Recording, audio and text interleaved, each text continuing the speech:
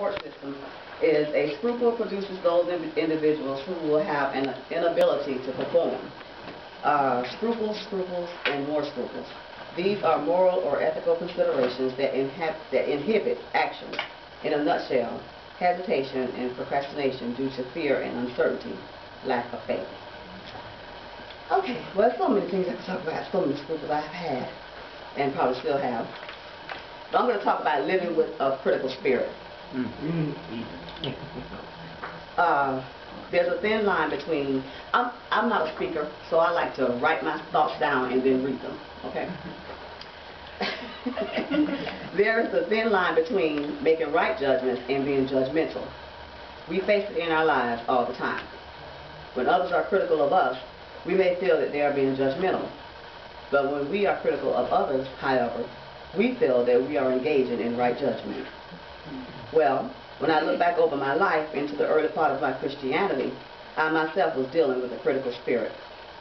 I thought that I was an expert at evaluating others. I could read their minds, evaluate their actions, and judge their moves. I was very judgmental. I set myself up to be prosecutor, judge, and jury. Judgmental people are critical, condescending, unloving, and unforgiving. They are more concerned with pointing out others' mistakes than helping them with their problems. Another characteristic of judgmental people is their self-centered view of life. They are far more concerned about themselves than anyone else. And this description fit me to a T. Me and my critical spirit. I was always quick to point out someone else's faults and bring them to the attention of others, tearing people down instead of building them up. Although I didn't realize it in most cases that that's what I was doing, I thought I was right at pointing things out.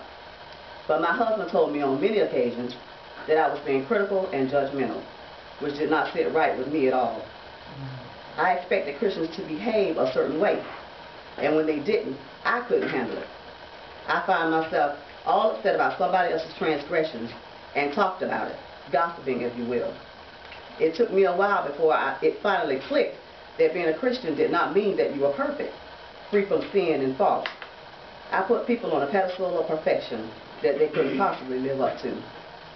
My eyes was not open as of yet, my spiritual eyes that is, but the day came when I could see clearly my reflection in the eyes of God through the unselfish love of my husband.